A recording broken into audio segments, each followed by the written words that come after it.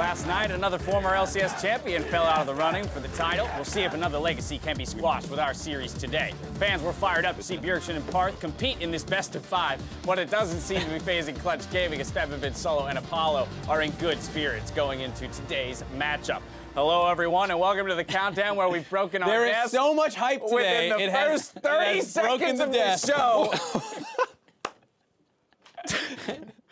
This is amazing. All right, well, for the next 30 minutes, we're going to attempt to fix this. We're going to say goodbye to another team and preview the day's matches until the timer reaches 0 and we jump into Champions Light. The good news is we don't need notes. We don't need a desk. Oh, no. But you know what we got? We got Joel. Joel, come help us. He'll fix it. Maybe, we'll see. Yesterday, Team Liquid showed off their playmaking form by taking down Cloud9 in 3-0 fashion. That means they move on to the semifinals, where they will be facing either 100 Thieves or Echo Fox, based on dynamic seeding.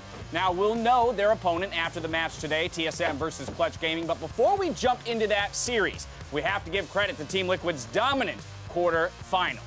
Yeah, they had the 3-0. They did say it was one of the shakiest 3-0s they've been involved with, because those games were actually pretty close throughout all of it. There was a 7,000 gold deficit in Game 1 that they won with double TPs. Pobelter had some really clutch team fights in Game 3 as Azir. Nice Tom Kench play by Ole down the stretch, but they pulled it together. Jet, you know who was clutch?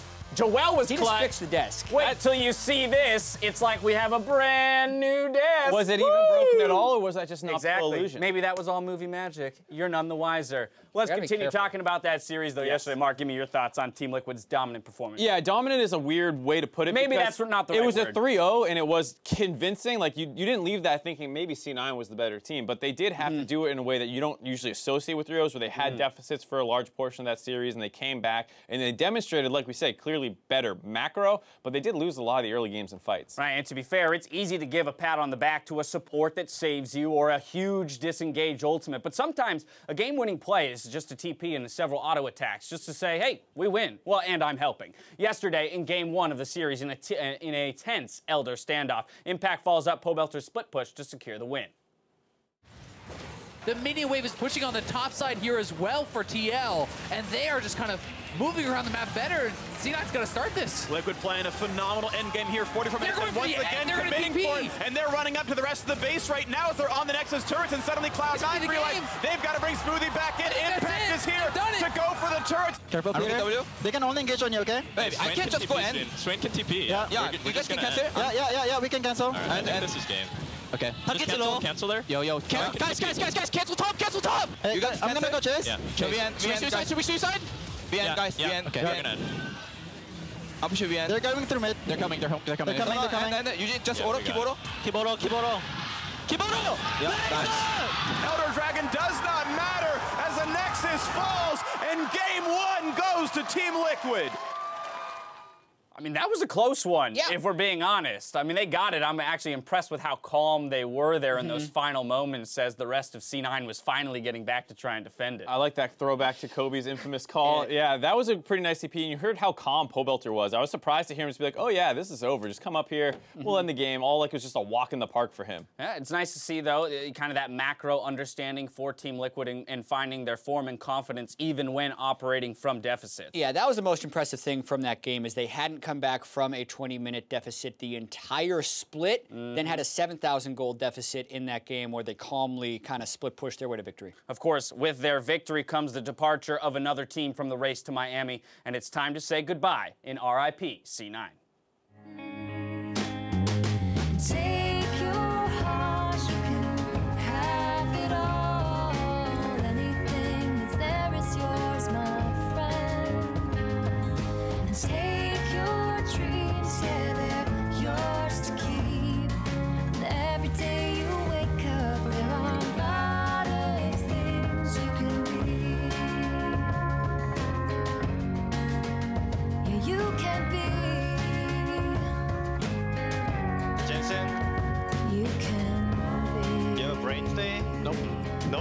Jensen!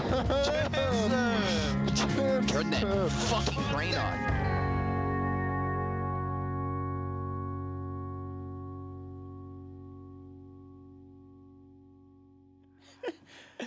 I love how C9 still memes towards the very end of the season. They're true to their identity, Kat. They are so true to their identity. They got a whole offseason now for their brains to relax. Very much so. Going to be streaming a lot. Brain check, brain check. Be happy. Yeah. Got them in these 2 months. Yeah, all honesty, this is another one of those teams. Jack already tweeted that they're not planning on making any roster changes. They want to try and give it another go. And they were a really good team for the majority of the split. I think a little bit surprised that they couldn't turn it back around at the end. They were. But I think the team did show a lot of good things this split and can continue to contend. It's just been 2 splits in a row now where they've fallen in the quarterfinals, so they'll have to fix that. Yeah, very much so. Kind of a sting here at the end of the season. But Mark, if we kind of think towards that summer split, I mean, do you have confidence in holding the same 5 players over with Reaper at the helm that they can improve and finish better in summer split? It's up in the air if they'll actually be able to do it, but I think they should stay together. Licorice being a rookie and the meta change that happened that clearly kind of disabled what was their best play style makes you think that there is a lot of reasons to be confident heading forward. It's just unfortunate with all those memes that they're spitting in the middle of the season that like some come back to bite them, like we lost the offseason, and then they all start quote retweeting it, and it's like, you're the ones reminding people of that initial storyline. Right, that's the risk you take, right? Meme on meme, and it might come back to bite you. Looking at the series ahead, though, Clutch Gaming, they were 2-0 over TSM in the regular season, but that was before the 6-time LCS champs did what they seemingly always do and come together just in time. Yeah, I mean, TSM did end the season on a really big winning streak, and we can compare them to Clutch as well, who they were actually trailing behind from pretty much the midseason point until the last day of the regular season. Then TSM goes 2-0 in tiebreakers, Clutch goes 0-2 in tiebreakers, and that's why we have this 3 seed versus the 6 seed now. And I think there are some individual players who also were beneficial in their rise. Yeah, and I think the thing to look at the TSM graph is just from week 7, day 2, they had not lost since then. That's why, despite that divergence only happening in the tiebreakers, a lot of people do feel very confident about TSM. They were a team that struggled to gel a little bit, but people pointed to Bjergsen as kind of the foundation of TSM. He's synonymous with them, so when they're doing bad, people tend to tunnel on him. When they're doing great, once again, people tend to tunnel on him. But Sven also has had monstrous stats to back up Bjergsen and be the secondary threat on this team. Yeah, Bjergsen's stats, even in just week 9, were insane, but that goes back to week 8 and some of week 7 as well. Then there was Sven, who turned his numbers on at the very end. So, like, the whole team started performing at an extremely high level, and that is just kind of etched into all of our brains and memories right now. And we're thinking, wow, this TSM team actually looked unstoppable down the stretch, because they didn't have an easy schedule in weeks 8 and 9, and they still were undefeated. They still smashed, and those 2 players grabbing a couple all LCS honors, Bjergsen on the first team, Sven on the second team, but that is largely due to the run they made on the back half of the split and those stats that you saw there. If there's an opening, though, for Clutch Gaming to give TSM their first exit in NALCS history, the first earliest exit, rather, I should say, not official exit. How are they going to do it? Where do they attack?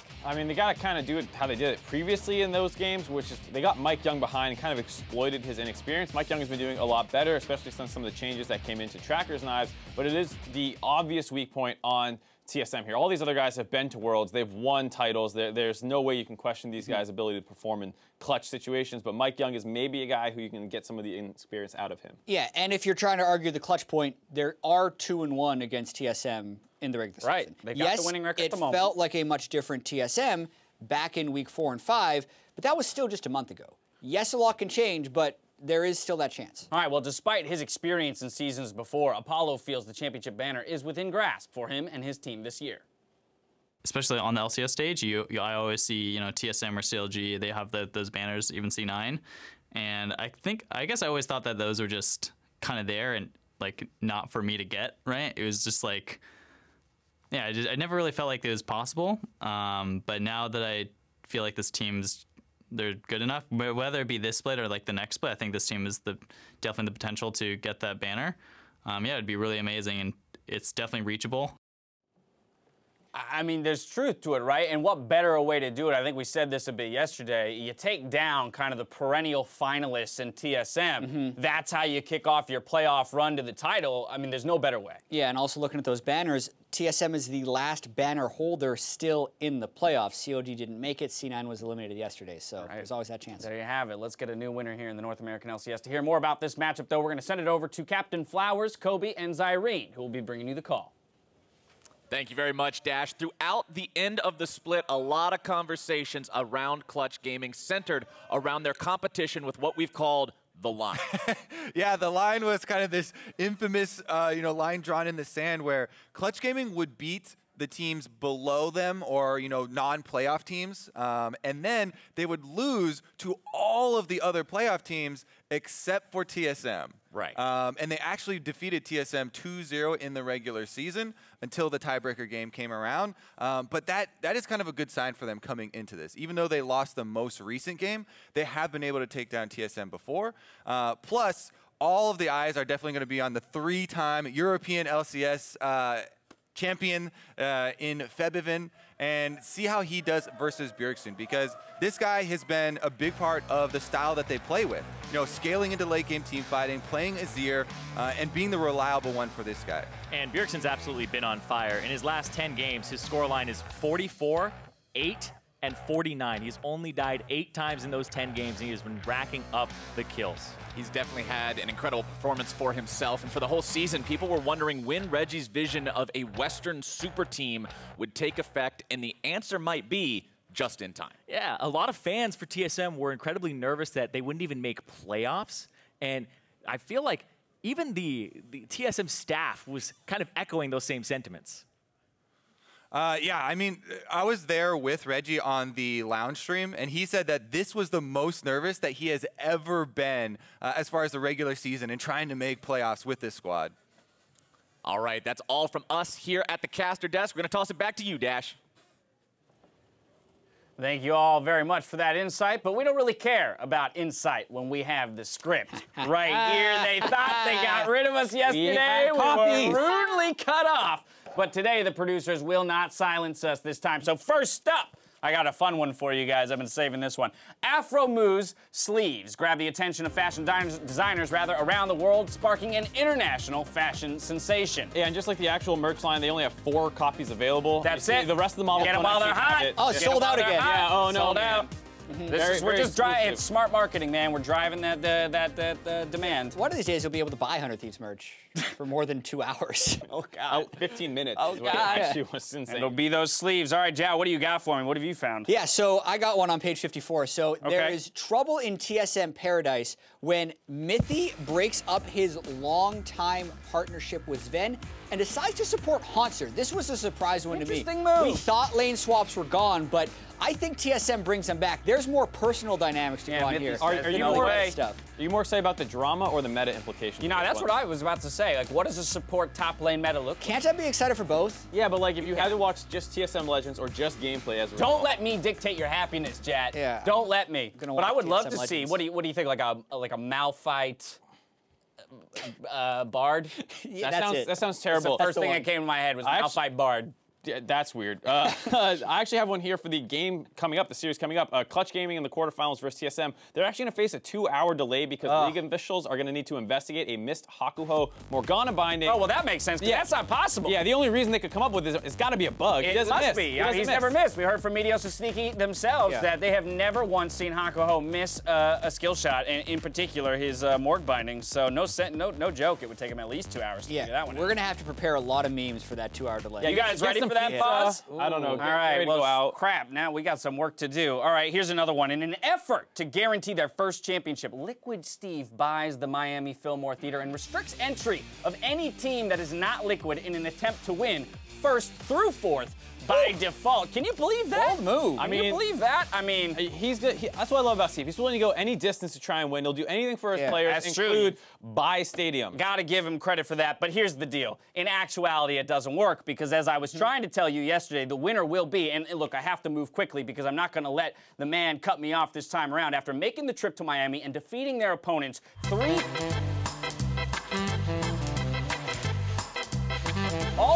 all will agree that the series that go down in history is one of the greatest finals in history. Children will ask their parents, where were you when they won the 2018 Spring Finals? So without further ado, I'm telling you, the champions of this...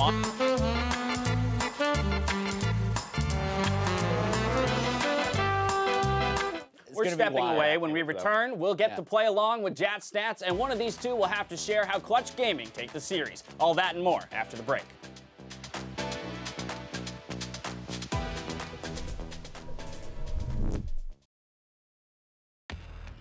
Going into playoffs, I think we are definitely the underdogs. We had to convince everyone that we can compete with the top. Devin, getting low! Lyra pulls him in again! Mike dead! I do think TSM, like, they're looking really strong, but we beat them before, twice. Clutch will silence the doubters and take down TSM.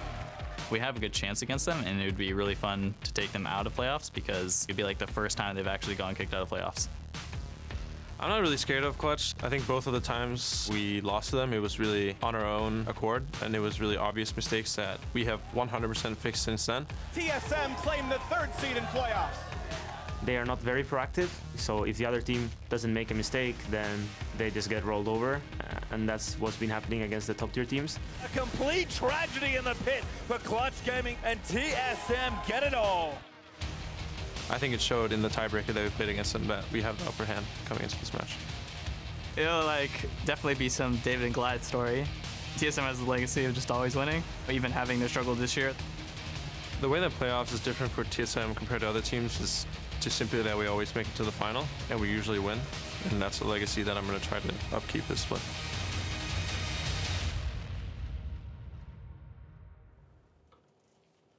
Welcome back to TSM versus Clutch Gaming. We're about 10 minutes away from Champions Select. Before we get into it, despite my best efforts, we could not leave this segment behind in the regular season. So here it is, once again, another Jat Stats. Everyone's favorite. All right, I did make Can't it wait to look like a easier dummy. for the playoffs. I actually think you guys have You a made chance. them easier? You have a chance of This getting is all going to three make today. us look worse, though. You understand Okay. that, right? First question is champion pool based. All right. The most picked AD carry for Clutch, and a hint, is TSM hasn't even played at this split. What's this AD carry? Virus.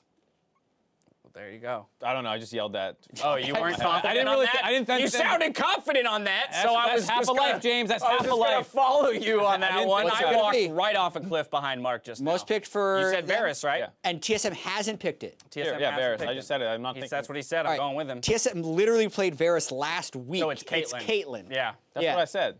That's not what you said. that's what I Dash, said. why'd you go with Mark? I don't, because Okay. he's the analyst. Yeah. Like I said, I didn't think about that one. I just rattled it off. We only have 8.5 Question minutes. number 2. Question number 2. Drake percentage question. Ooh. Which of these 4 teams, these are the 4 teams with the highest Drake percentage, actually have it? Let's get the multiple choice up here so I don't screw up the order in this. But it's teams that have the highest Drake percentage. Clutch, TSM. Trying to remember the other 2 because I want to see which ones they are. Which of these Dad is 4 failing his own teams? segment. Team Liquid Here it is. and 100 Thieves. Okay.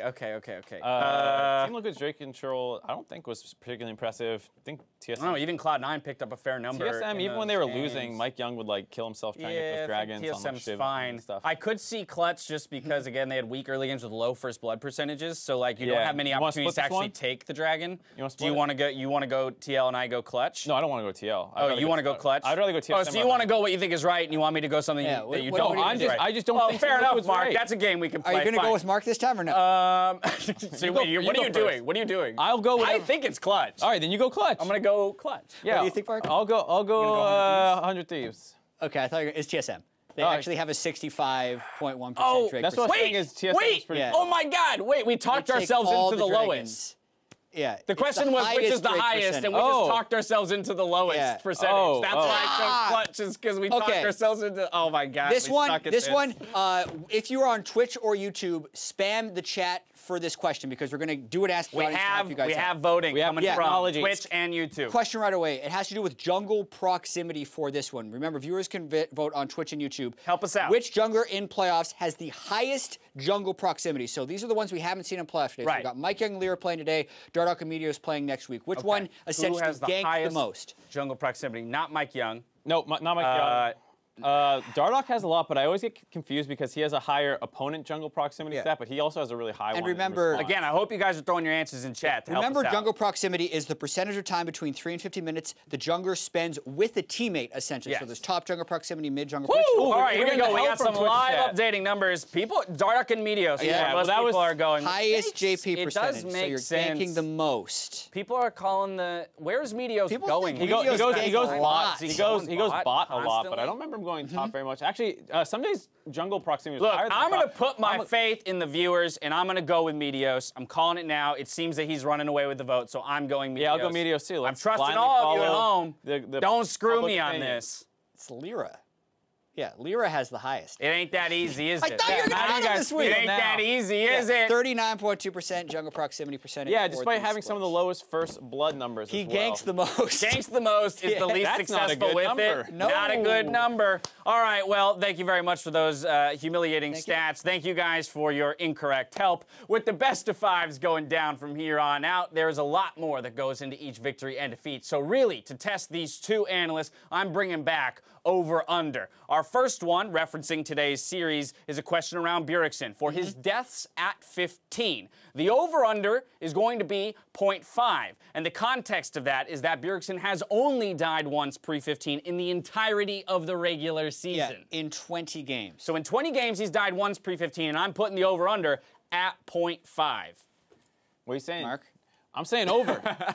I bet over. They have to kill him once. Just once. In 3 games. They know Bjergsen's important. I would hope that they go for some gank, even like game 3, they're down 2-0 or something, whatever it is. Just if 20 teams had a chance to do it and one of them did, Clutch has 3 chances and they only get first blood in 20% of the games, it's under. He won't die before 15. Oh, I like it. We got some dissension on the desk right off the bat. Jat's going under, Mark's going over, moving right along. Febivin's forward percentage. We are going to go ahead and throw the over-under for this series, again, this series, at 17.5. Yeah, Febby has one of the lowest forward percentages. His average is actually 17.6% for the split. So it's essentially, that's the line. We're creating the line. It's the lowest in the league for mid laners. It's not a very nice stat. You actually want higher pressure. So the question is, will he exert more here? And I'm going to say under. I'm going to say over. I think he'll do more this series. They'll have to play more aggressive. They understand, I hope, that they're the underdogs here and that they can't play their kind of like sit-back reactive style that they did to beat a lot of the lower teams in the standings. All right, another split vote. You're going over, you're going under on that one. We got one more left to look at. This is going to be total kills within the series. Now, obviously, this can be dependent on the number of games, so you're somewhat predicting how many you think we're going to see. I'm putting the over-under at 48.5. The context here is that there were 52 kills in C9 versus TL yesterday, 3 games. TSM, their average has been 11 per game, and Clutch Gaming's has been 8.5 per game through the regular season. If you want some kind of numbers context, if you just added those together, multiply by 3. Exactly. You kind of... Jat's going over. He says we're going to see some blood. Mainly because if it goes more than 3 games, I think we're going over. Even if it goes 3 games, there's a chance that they're bloody games because of the way Warden you're just playing the math of it all. I'm going under. I'm playing the math too. That they don't. Neither of those teams average 15 kills in a game, so you're going to get somewhere between 8.5 and 11. So that's way under. TSM's supposed to 3-0. I think is what the expectation is. All right. Why so would this be a bloody clean games game? out of TSM, winning in 3 means they're going to finish under. With 3 minutes left on the clock before the game, let's get some win conditions on the board. TSM, Jat. Let's go. TSM Jat, here we go. I've been following a lot of the social conversation around this game, and even listening to our conversations, we all have TSM as huge favorites. Very much so. There's a lot of reasons you could give like logical win conditions, but one thing I'll say is mindset-wise, they shouldn't buy into fan sentiment. And what I mean by this is don't expect to win, don't play not to lose. This is what they've done previously when everyone builds them up as the favorites. They need to keep that winning attitude where they have to take steps to win the game like they did in the last 3 weeks of the regular season. Play aggressive, make plays, take risks, because that's how they'll actually win. And if we're just going to give TSM the victory, that is disrespectful to what they actually had to do to win League of Legends. So proactivity. Kind of play like they did the last 3 weeks, but that is, in doing so, not expecting to win. There you have it. What about for our 6th seed in Clutch Gaming, Mark? Well, unfortunately, they actually need to have good, coherent strategies. They can't just, be like, let's be in the right mindset and we'll be better. For me, Clutch Gaming, the first thing they have to do is crush Mike Young. Not just beat him. Don't just get a little lead, 1 more kill. You actually have to really take advantage of him. Yeah, you got to get his blue buffs. Make sure you have the dragon control down, all this stuff, as well as upset a lane. I think across the board, TSM is favored in these lane matchups. Maybe not super dominant in mid, but you have to find one of these lanes to turn in your favor over the course of the series. So Apollo and Hakuho sometimes do counter picks in the bot lane. Maybe this means more attention in the mid lane for Lyra, actually grabbing some first bloods around there. Find one of these lanes to upset, because Bjerg and Sven are absolutely popping off in the second half of the split, and you need to find some way to stop that. With just a little bit of time left, I want to talk about draft strategy here, because we saw yesterday, of course, C9 being rather stubborn, throwing all those picks towards the top lane, still banning out the tanks, but Haunter, Solo, these are 2 guys that have actually shown, the the willingness to jump to things like that Gangplank. Yeah, I think Gangplank is a top laner who can actually show a lot of priority here. Hansar is still undefeated on that pick. And interestingly enough, even though Solo's numbers aren't quite as good as Hansar, it has been a very good pick for Solo as well, even in that final tiebreaker game they played against C9. So a pretty high priority in that pick right here. Big matchup in the top lane. Last thing to get out there is your guys' predictions. I have a feeling I know which way it's going, and it's going to be more about game score. So let's run through it. TSM versus Clutch Gaming. Yeah, for me, TSM 3-0, the problem that we've seen highlighted by Clutch, even in their most recent weeks, they don't do very much on the map. They lost some games where Febi's literally sitting mid pushing as his bot lane's getting dove. You need to have a more proactive playstyle in the playoffs. Yeah, I'll be very surprised if Clutch Gaming wins this series. I'm going TSM 3-0, trying to get it accurate. All right, another quick day being predicted here by the analysts at the desk. We'll see what the teams, though, bring out here in Game 1 of our best of 5. Time to throw it out to the Battle Arena. Guys, take it away.